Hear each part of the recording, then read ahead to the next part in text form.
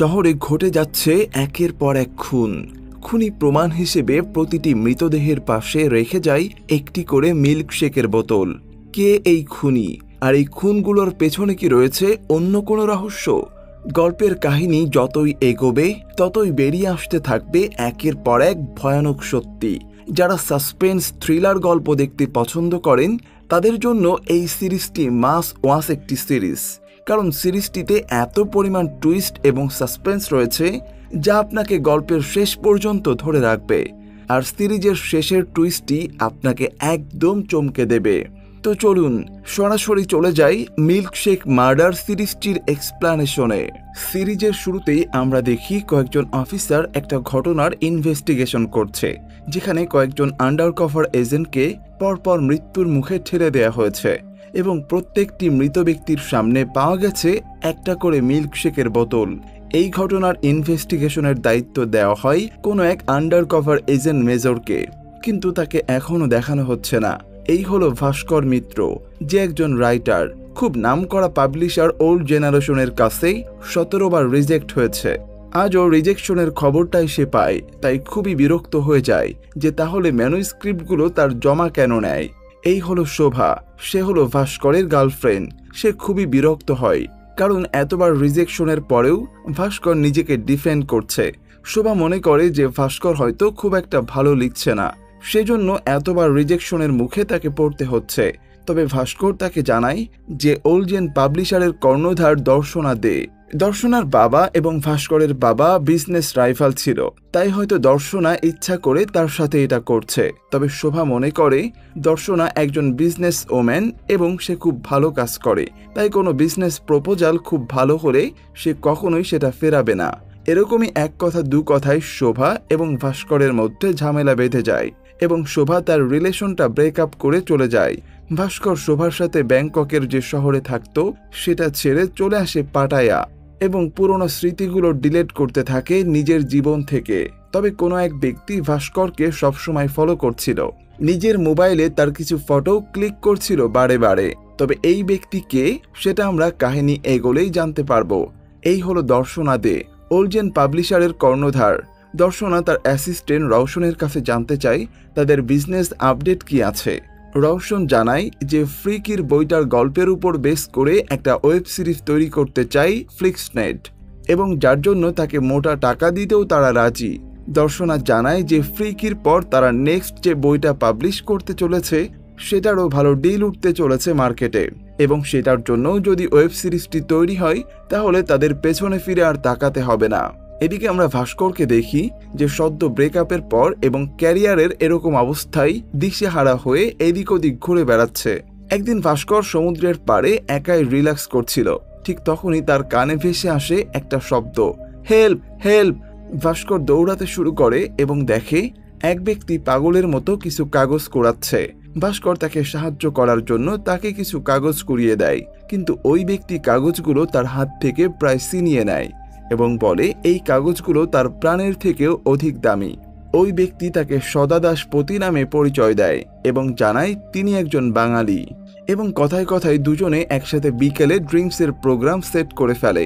7টায় time দিয়ে ভাস্কর সেখান থেকে চলে যায় এবং ঠিক সন্ধ্যা 7টার সময় সদাদাসপতি এসে হাজির হয় ভাস্করের রুমে। তবে ভাস্কর লক্ষ্য করে যে সদাদাসপতি ওই কাগজগুলো এখানেও নিয়ে এসেছে এবং কৌতূহলবশত ভাস্কর জানতে চায় যে এই কাগজগুলো নিয়ে কি তিনি সবসময় ঘুরে বেড়ান, কি আছে এই কাগজে। সদাদাসপতি জানায় যে 3 বছর ধরে তিনি এই জার্নালটা লিখেছেন এবং এই জার্নালটা সব থেকে বড় পাবলিশার ওলজেন অ্যাকসেপ্ট করে নিয়েছে এবং তাকে 30 লক্ষ টাকা দিতে রাজি হয়েছে।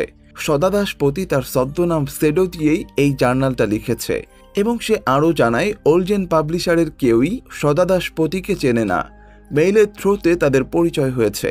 এসব কথা শুনে ভাস্কর খুবই অবাক হয়ে যায়, কারণ সদাদাসপতির প্রথম লেখাই ওলজেন অ্যাকসেপ্ট করে নিয়েছে। তবে ভাস্কর এতদিন ধরে লিখেছে, কিন্তু প্রতিবারই সে কনস্ট্যান্ট রিজেকশনের মুখে পড়েছে। কি এমন আছে এই লেখায়? ভাস্করের খুবই কৌতূহল জাগে।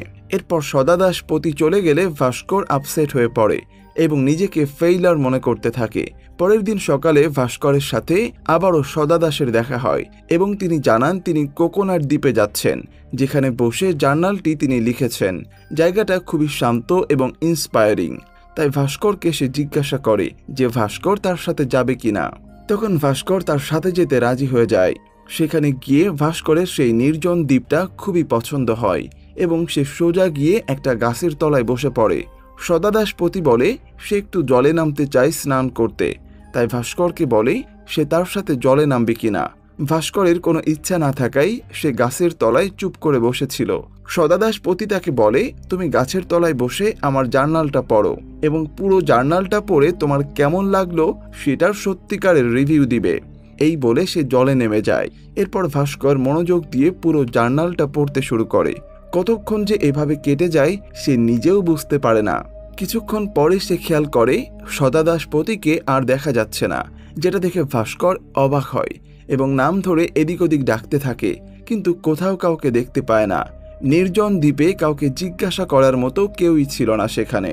ভাস্কর একটু এদিক ওদিক ঘোরাঘুরি করে, কিন্তু কিছুই সে দেখতে পায় না। তারপর ভাস্কর সেখানে নো সুইমের একটা বোর্ড দেখতে পায় এবং যেটা দেখে সে মনে করে সদাদাস হয়তো এখানে ডুবে গেছে। বেশ কিছুক্ষণ এদিক ওদিক ঘোরাফেরা করে কি করবে বুঝতে পারে না ভাস্কর। এরপর সে সেখান থেকে ফিরে যায়। তবে ভাস্করের হাতে ছিল সেই ম্যানুস্ক্রিপ্ট, যেটার ছদ্মনাম শ্যাডো নিয়ে লিখেছিল সদাদাসপতি এবং তাকে পাবলিশাররা কেউই চিনেও না। আর এই সুযোগ নিয়ে ভাস্কর ফোন করে দর্শনা দেখে এবং বলে সে শ্যাডো বলছে এবং তার সাথে দেখা করতে চায়। যেটা শুনে দর্শনা প্রথমে অবাক হয়, কারণ সে বলেছিল তারা সামনাসামনি কোথাও মিট করবে না এবং যা কিছু হবে সবকিছু সে মেইলের থ্রুতে করবে। তবে ভাস্কর নিজের শ্যাডো পরিচয় দিয়ে দর্শনাকে এবার নিজের হোটেলে ডাকে। অন্যদিকে সেই আন্ডারকভার এজেন্ট মেজরকে দেখানো হয়, যে ওলজেন পাবলিশারের নতুন বইটা নিয়ে খুবই চিন্তিত এবং সে আরেক আন্ডারকভার এজেন্টকে ফোন করে বলে যে ফ্রিকির বইটা একটু ভালো করে পড়ে দেখো। ওই মহিলা ভালো করে বইটা পড়ে দেখে অবাক হয়ে যায়, কারণ তারা যে ইনফরমেশনগুলো মিডিয়া বা আদার্স কারো কাছে শেয়ার করেনি, পরপর কয়েকটা মৃত্যুর ঘটনা ওখানে দেয়া রয়েছে। একটা দুটো হয়তো কিউ ইনসিডেন্ট হতে পারে, কিন্তু পরপর এতগুলো মৃত্যুর ঘটনা পুঙ্খানুপুঙ্খভাবে বর্ণনা ফ্রিকিক কিভাবে দিল, তাই এই বিষয়টির তদন্তে নামে মেজর। অন্যদিকে দর্শনা যায় শ্যাডোর সাথে দেখা করতে, কিন্তু সেখানে ভাস্করকে দেখে একটু অবাক হয়, কারণ ভাস্করকে সে আগে থেকে চিনত। তখন ভাস্কর বলে আমার পরপর 17টা লেখা তোমরা রিজেক্ট করেছ, তাই বা শ্যাডো নামের আড়ালে লেখাটা লিখে তোমাদেরকে পাঠিয়েছি, আর এইবার আমার লেখাটা তোমরা একসেপ্ট করেছ। তখন দর্শনা বলে তুমি আগে যে লেখাগুলো পাঠিয়েছিলে সেগুলোর থেকে এটা অনেকটাই দারুণ। কথায় কথায় দর্শনা তার কাছে জানতে চায় তাদের নর্থ কলকাতায় বৈকুণ্ঠ নামের বাড়িটা কি এখনো আছে। ভাস্কর জানায় বাড়িতে তার বাবা প্রথম বিজনেস শুরু করেছিল, তাই ওই বাড়িটা সে কোনোদিনই বিক্রি করবে না। সে আরও জানায় যে ওই বাড়ির নিচে তার কাকা আইসক্রিম ফ্যাক্টরি শুরু করেছিল, কিন্তু সেটাও কয়েক বছর চলে তারপরে বন্ধ হয়ে যায়। ফ্রিজারগুলো ওখানেই পড়ে আছে, কোনোটা সরানো হয়নি। ভাস্কর দর্শনাকে রিঙ্কু বলে ডাকলে দর্শনা একটু অবাক হয় আর ভাস্করকে বলে অনেক দিন পর এই নামটা শুনলাম এবং এখান থেকে আমরা জানতে পারি ভাস্কর আর দর্শনার মধ্যে একটা রিলেশন ছিল। তবে দর্শনা জানায় ভাস্করকে যখন বোর্ডিংয়ে পাঠানো হয়েছিল তখন দর্শনা ভাস্করকে খুঁজতে একবার গিয়েছিল, কিন্তু তাকে পায়নি, তাই পুরনো সব স্মৃতি মুছে ফেলেছে। অতীতের কথা বলতে বলতে দুজনে যেন অতীতে ফেসে যায় এবং পরস্পরের খুবই কাছাকাছি চলে আসে। কিছুদিনের মধ্যেই ভাস্করের মিল্কশেক মার্ডার বইটা পাবলিশ করে ওলজিন পাবলিশার এবং বইটা বেস্ট সেলারের অ্যাওয়ার্ডও পায়। তবে মেজর অরিজেন পাবলিশারের এই সেকেন্ড বইটাও খুবই মনোযোগ সহকারে পড়ে এবং এখানেই পরপর 7 আন্ডারকভার এজেন্টের মৃত্যুর পুঙ্খানুপুঙ্খ বর্ণনা দেওয়া হয়েছিল, যেগুলো তাদের ব্রাঞ্চের কোনো মানুষ হয়তো লিক করেছে। তাছাড়া কোনোভাবেই ভাস্কর এটা জানতে পারত না। এদিকে আমরা দেখি খ্যাতির চূড়ায় বসে ভাস্কর লাইফটা খুব এনজয় করছিল। ঠিক তখনই তার ডেস্কে কেউ একজন একটা চিরকুট রেখে যায়, যাতে লেখা ছিল ইউ রোবড অ্যান্ড কিল, যেটা দেখে ভাস্কর খুবই ঘাবড়ে যায় এবং এদিক ওদিক খুঁজতে থাকে। ঠিক তখনই সেই মুখোশধারী ব্যক্তিকে দেখানো হয় যে ভাস্করের আবারও ফটো ক্লিক করছিল, কিন্তু ভাস্কর তাকে চিনতে পারে না। শোভা ভাস্করকে কংগ্রাচুলেশন জানাতে আসলে ভাস্কর তাকে অপমান করে তাড়িয়ে দেয়। চোখের জলে ফিরে যায় শোভা। শ্যাডো এবার হ্যালোসিনেট করতে শুরু করে শ্যাডোকে। শ্যাডো যেন তার সামনেই দাঁড়িয়ে আছে এবং তার সাথে কথা বলছে। ভাস্করও তার সাথে কথা বলতে শুরু করে। এদিকে আমরা দেখি ঈগল নামের কেউ একজন মেজরকে মেসেজ করে আর বলে টাইম এসে গেছে মিল্কশেক মার্ডার কেসটা ওপেন করার। ভাস্কর আর দর্শনা সমুদ্র সৈকতে একটু টাইম স্পেন্ড করছিল। তখনই ভাস্কর তাকে বলে এবার আমরা বিয়েটা সেরে ফেলি। তবে দর্শনা একটু অবাক হয়ে বলে তোমাকে কিভাবে বিয়ে করব, আমার বিয়ে ঠিক হয়ে গেছে। ফ্লিক্সনেটের কর্ণধার বিক্রম আমার হবু বর, তার সাথেই আমার বিয়ে ঠিক হয়েছে। দর্শনা বিক্রমের একটা ফটো দেখিয়ে বলে তবে এটা পুরোটাই একটা বিজনেস ডিল। এই কথাটি শুনে ভাস্কর খুবই আপসেট হয়ে যায়। অন্যদিকে আমরা দেখি তাদের কাছে বসেই মিল্কশেক মার্ডার বইটি পড়ছিল মেজর। সন্ধ্যা হলেই মার্কেট প্লেসে ভাস্কর হঠাৎ করে শ্যাডোকে দেখতে পায় এবং শ্যাডোর পিছু নিতে শুরু করে। তখনই তার সাথে ধাক্কা লাগে মেজরের। মেজরের হাতে তখন মিল্কশেক মার্ডার বইটাই ছিল। তাই সে খুব সহজেই ভাস্করকে চিনে ফেলে এবং জানায় সে তার বিগ ফ্যান। তাই দুজনে একটা সেলফিও তোলে। এরপর খুব তাড়াহুড়ো করে ভাস্কর সেখান থেকে বেরিয়ে যায় এবং মেজর খুঁজে পায় ভাস্করের ফেলে যাওয়া এয়ারপড। পরের দিন সকাল হতেই মেজর ভাস্করকে তার এয়ারপডটা ফেরত দিতে চায়। ভাস্কর মেজরকে দেখে খুবই খুশি হয়। তারা দুজন যখন গল্প করছিল তখনই সেখানে দর্শনা আসে। মেজর ভাস্করের কাছে জানতে চায় যে তার বইটা ব্রিলিয়ান্ট, তবে এতগুলো ইনফরমেশন ভাস্কর কোথা থেকে পেল। এই কথা শুনে দর্শনা বলে ওঠে আপনি যদি ওর ইন্টারভিউ নিতে চান তাহলে আলাদা করে সময় নিতে হবে। তখনই মেজর নিজের আইডি কার্ড বের করে পরিচয় দেয় তিনি আন্ডারকভার এজেন্ট এবং মিল্কশেক মার্ডারে যে 7টা মৃত্যুর কথা লেখা আছে সেই ঘটনাগুলো তারা প্রেসের কাছেও জানায়নি, এমনকি কোনো লেখাতেও সেগুলো বের হয়নি। তবে সেই ঘটনার পুঙ্খানুপুঙ্খ বর্ণনা কিভাবে ভাস্কর জানতে পারল এবং তার বইতে সব বর্ণনা দিয়েছে। মেজর জানতে চায় নিশ্চয়ই তাদের ভিতরে কোনো একজন আন্ডারকভার এজেন্ট খবরটা লিক করেছে। মেজর ভাস্করকে সেই নামটা বলতে বলে। এই কথা শুনে খুবই অবাক হয় ভাস্কর। মেজর বলে একটা দুটো ঘটনা কোইন্সিডেন্স হতে পারে, কিন্তু পরপর 7টা ঘটনা কখনোই কোইন্সিডেন্স হতে পারে না। আর আপনি যেখানে পুঙ্খানুপুঙ্খ বর্ণনা দিয়েছেন সেটা কখনো চোখে না দেখলে লেখা সম্ভবই না। এসব শুনে ভাস্কর যেন আকাশ থেকে পড়ে। সে কি করবে কিছুই বুঝে উঠতে পারছিল না। তবে দর্শনা মনে করে হয়তো সত্যিকারের কোনো সোর্সের কাছ থেকে খবর পেয়েই ভাস্কর এইগুলো লিখেছে। তাই সে সাথে সাথেই বলে ওঠে এরকম কোনো সোর্স থাকলে সেটা রিভিল করা ভাস্করের জন্য ইল্লিগাল।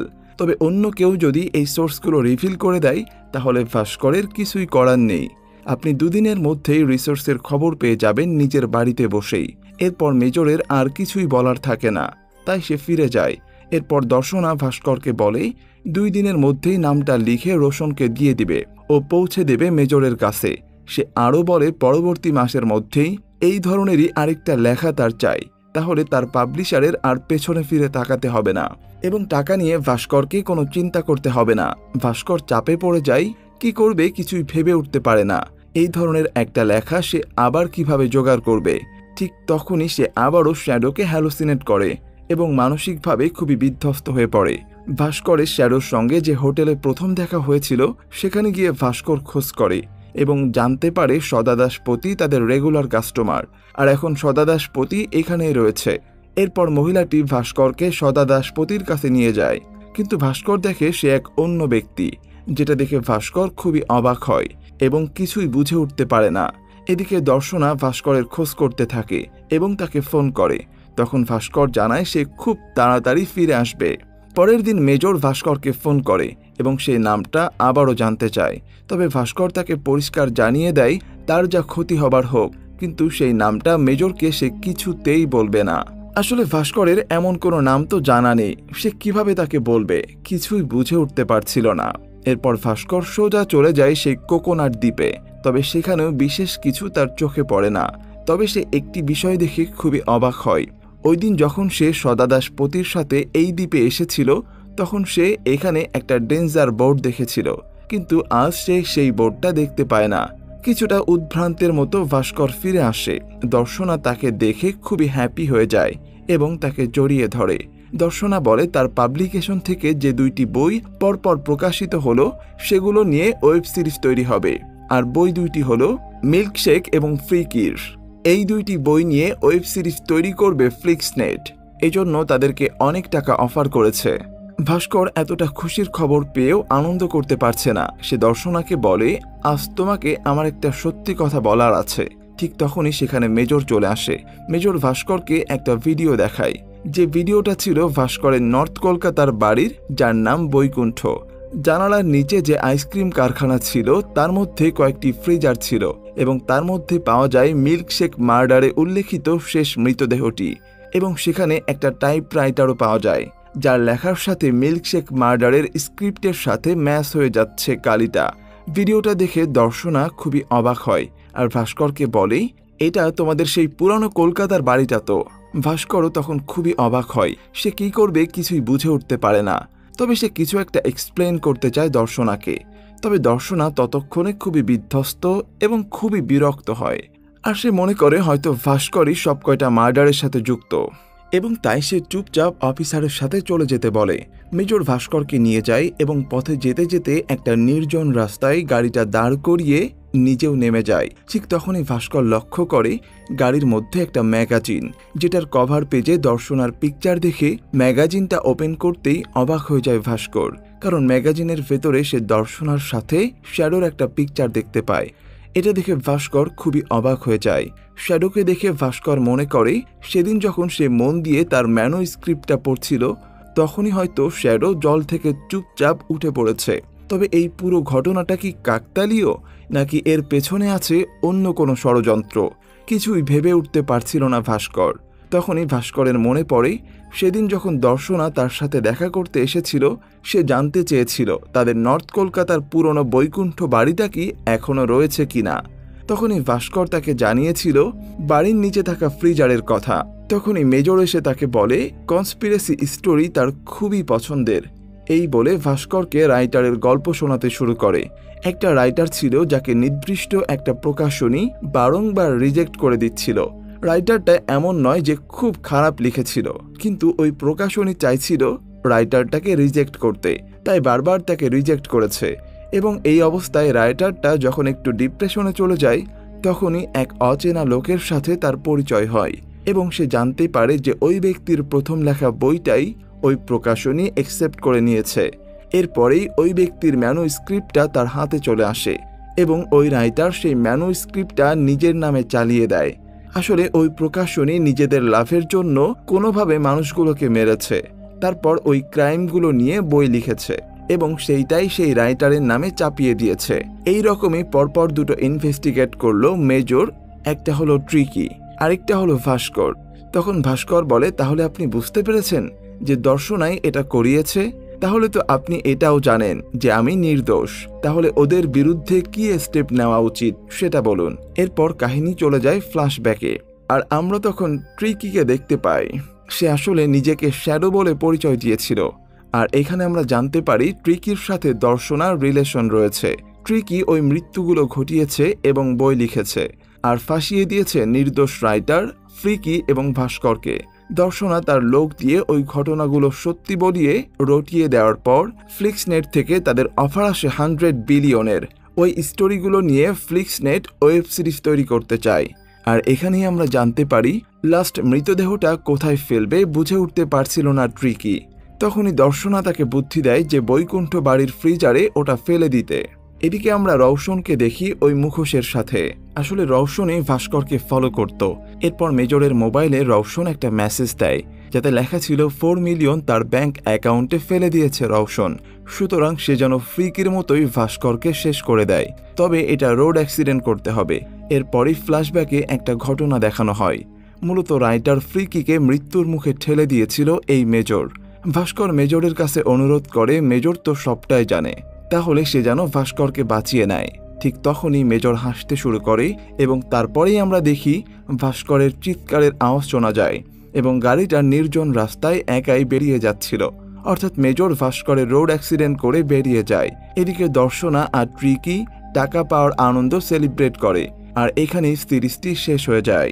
পুরো সিরিজটির কাহিনী আপনাদের কাছে কেমন লাগলো সেটি অবশ্যই কমেন্ট করে জানাবেন, আর চ্যানেলে নতুন হয়ে থাকলে সাবস্ক্রাইব করে রাখবেন পরবর্তী মুভির এক্সপ্লেনেশন পাওয়ার জন্য।